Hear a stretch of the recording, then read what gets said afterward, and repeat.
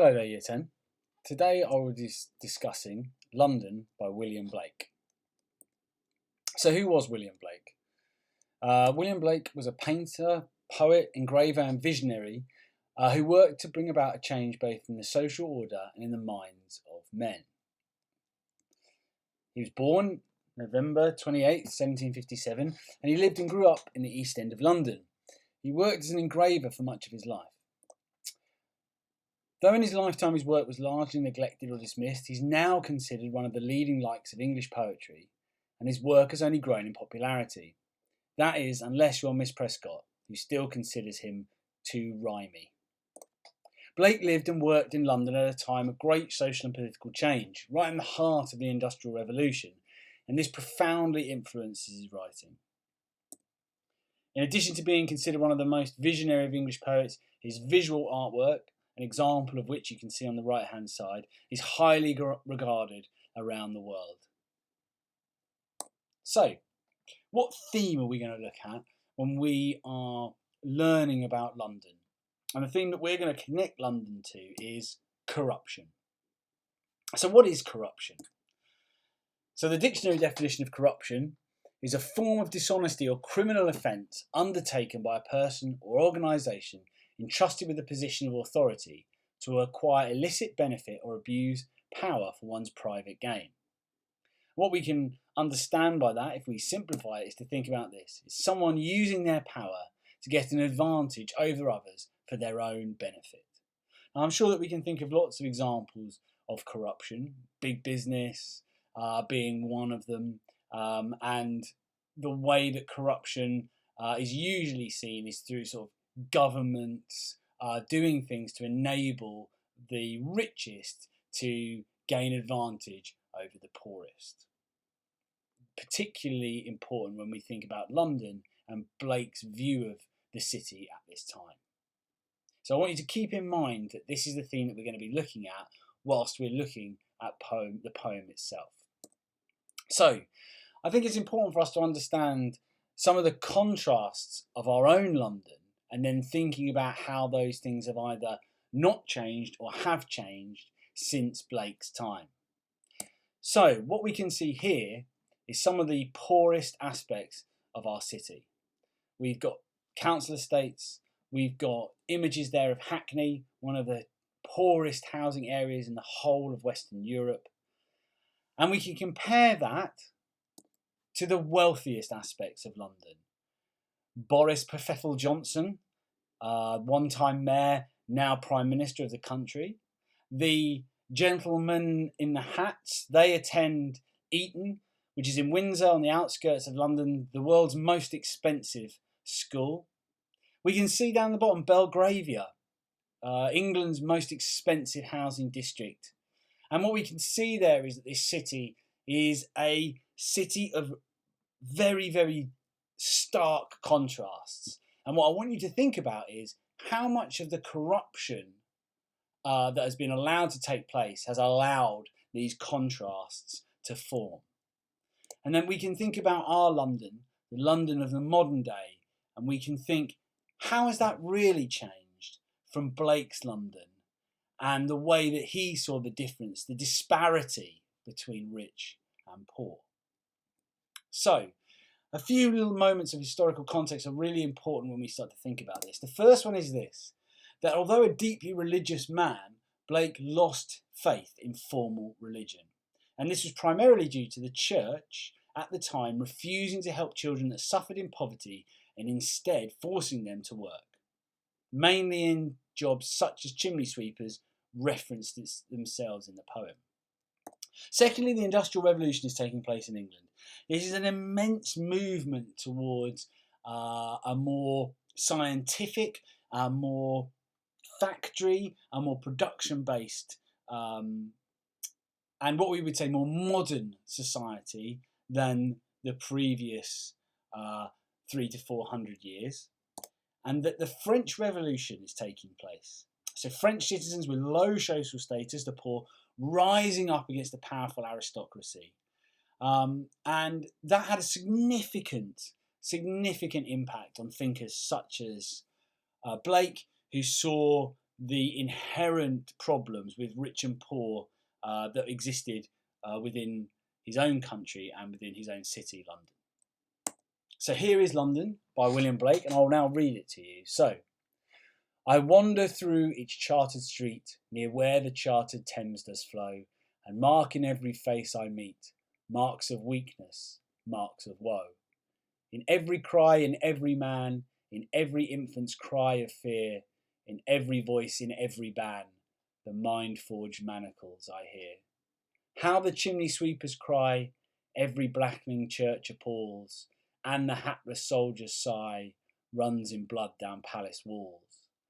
But most through midnight streets I hear how the youthful harlots curse, blast the newborn infant's tear, and blights with plagues the marriage hearse. So what we're going to do now is we're going to break the poem down into its 4 stanzas, and we're going to look at the way that the language is being used to highlight lots of different issues with London, but I really want you to think about how they display ideas about corruption. So, first of all, we're looking at this first stanza. Now, the first thing is that Blake here is an observer. He's wandering the city of London. She's walking without purpose. And this idea is against the very nature of the Industrial Revolution. To do something that isn't about money and productivity was starkly anti this period, and that wandering in itself is a romantic sentiment. Blake, a member of the romantic, big R romantic, as in the genre of literature, is a romantic poet, and he sees this idea of giving yourself time to observe the world as being central to our understanding of the world. So then we move on to the next important piece of language, that he says that he wandered through the chartered streets near where the chartered Thames does flow.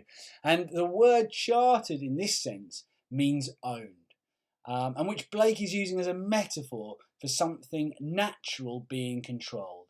That everywhere that he steps, someone else owns that, someone else controls that.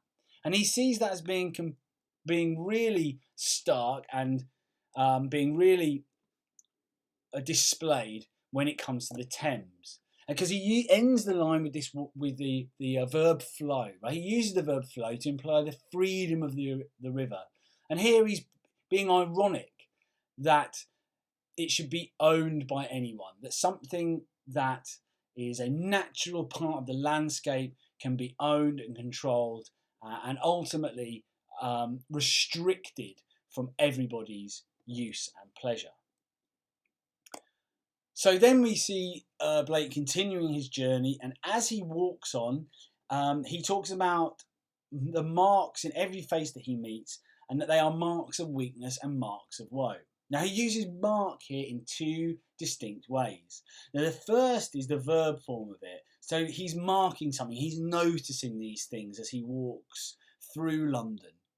And the second way that he uses it is the noun. And that is to indicate the physical toll being poor in London leaves on the people that he sees lives. He isn't seeing the rich, he isn't seeing the wealthy, they're away from everyone else. What he sees are the physical degradation and breaking down of people that being poor and living in this city, in this industrialised city, is having on its citizens. And the last thing I'd like to draw your attention to is that he uses for the first time every, and that is a term repeated throughout the poem. And what it's doing is it's showing that everyone that Blake encounters is affected like this. As he wanders through these streets, not one person is unaffected by the poverty that they face. So if we move on to the second stanza, again I draw your attention to the repetition of every. And we see that in all of the first 3 lines. And again, it's just reinforcing that these things that he's discussing affect all of us. That all of the people that live in poverty and degradation are affected, and that they are being destroyed by the way that the wealthy and the controlling aspects of London are allowed to corrupt the lives of the poor. So In every cry of every man, in every infant's cry of fear, in every voice, in every ban. Now that word is purposefully used by Blake in order to think about something that is imposed by those in power. Those in power restricting freedom. If you ban something, it means that you're stopping someone from doing that thing or from possessing that thing. And bans are enacted and carried out by those people that have power. So again, this is about the control that the rich have over the poor. Now we come to, personally, what I feel is one of the greatest lines of poetry in the English language. And it's where Blake discusses the mind-forged manacles. And what he's saying here, in this incredibly clever line, is that things that the poor cannot see, such as debt, are aspects of control that they cannot escape. So people are trapped in their own mind. How can they possibly escape this? And it's that idea that we create shackles for ourselves mentally that stop us from being able to alleviate ourselves from poverty. These include things like deference, but they also include the anxieties of the poor about being able to sustain themselves and their families. And then Blake does something else incredibly clever in this line. He uses the verb forged. Now, forged means to make something from metal. And what Blake is doing here is he's playing with the ideas of the industrial period, where everything is about production and about making things and about these great powerhouses of industry. And what Blake is saying is that certain aspects of the society look at these things as the greatest forward movement of humanity, but actually what they're doing is they're restricting and controlling and suppressing the poor. Now, stanza 3. Now, firstly, we need to look at the reference here to how the chimney sweepers cry. So what Blake is doing here is he's highlighting child labour. And this reinforces Blake's view of the corruption at the heart of London, because the poor's children must work for the benefit of the rich.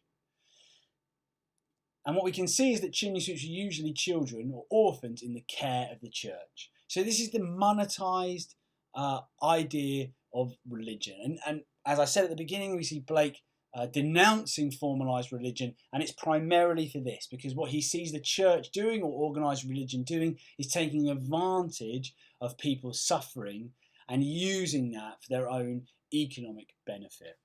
And what he does is he references this idea of blackening churches. And I believe that this is a powerful metaphoric image of the soot-covered orphans, and that the church is becoming evil, less pure, for not protecting these children. And so we start to see here a bit more of the anger that Blake sees that Blake feels, as a result of the things that he's seen and heard as he moves through London. So he moves from child labour and he moves to the soldier.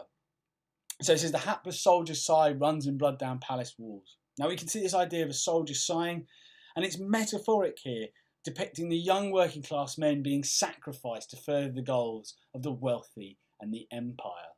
It is not rich men that die on foreign soil in conquering other countries. It's poor working class men and boys who are sent over to do their dirty work. And as a result of that, we see Blake talking about soldiers abandoned by the country they have served, and that blood is a stain on the institutions of the country, such as the monarchy, the royal family, and that's why he references this idea of palace walls. Remember, he's in a society where the king and queen are head of the state. They're the people that make the decisions, and what we can see here is, again, Blake attacking the institutions of industrial society, church and monarchy, religion and state. So we move into the last stanza here of the poem. And this stanza is predominantly about the way that as he moves through the midnight streets, what he here calling is young prostitutes, young women so desperate, so abused by and so corrupted by the situation that they found themselves in, they have no choice but to sell the only thing that they have possession of, which is their bodies. And again, we see Blake playing with language here. So we can see that this is a curse. He says, now he talks curse as in swearing. I think if we look at it as like on a surface value, he's talking about the sort of crassness of these young prostitutes and the way they communicate. But really what he's saying is that the curse is symbolic of their life. She feels cursed to suffer as she is poor and powerless. And again, we got to read into what does Blake say on the surface and what is the sort of metaphoric understanding of the language that he's using. Now here we see this blasts, this shouting, this again the crassness of these people's lives at their newborn babies, okay, newborn infants, and maybe as a result of the inability to provide for these babies and their own feelings of guilt and sorrow, what we can see is the mothers condemned to anger and depression, and the way that manifests itself in their treatment of their young. And this is all built in with ideas about guilt and about feelings of helplessness and worthlessness. And I think that's all being brought into the poem by Blake as he plays again with ideas of language. Now, interestingly, he uses the word here, blight, and it's connected to another word within that last sentence, which is plague. What he's saying is that the existence of these young prostitutes ruins this sort of faux Christian concept of marriage and purity. But what Blake is really discussing is the hypocrisy of saying one thing but doing another. So many wealthy people were connected with the church and supported Christian beliefs and ideas, whilst engaging in taboo activity such as using young poor prostitutes for their own benefit. And Blake is again drawing our attention to the corruption that exists with telling people to behave in one way but behaving in another way because you are rich and powerful. And now we come to the last two words of the poem. We have marriage hearse, and here we have the oxymoron, so two opposites placed next to each other, used to mirror marriage with death. So a hearse is a funeral car that carries a coffin through the streets. And the prostitute may have passed on STIs and in doing so ruined or plagued marriages. But it's also about this idea of tiny moments of joy being connected to much more damning ideas that lead you to an untimely death. And I think the oxymoronic nature of the positive and negative that Blake leaves the poem with again reflects his own feelings about London at the time, and that for all the positive aspects of it, there is something inherently corrupt and dangerous and disturbing about this industrial London.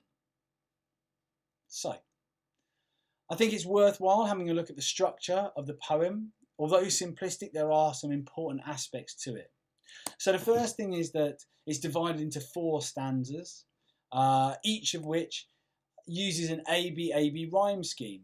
It is purposely simple.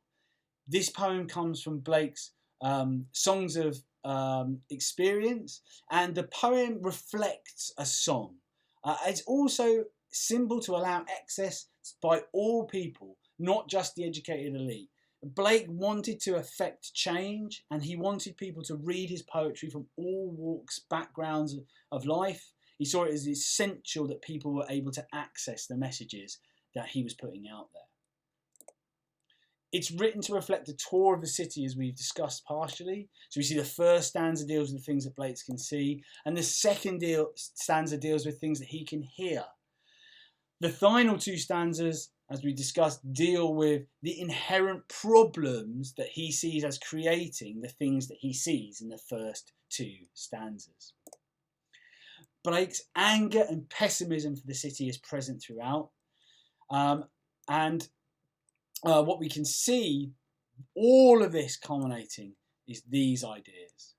that Blake's language throughout London is bleak and negative, and it reflects his attitude to the city. It is attacking the nation's capital and exposing its corruption and poverty. An incredibly important poem, important to our times now, and one that I hope you have enjoyed studying and learning about. Thank you very much.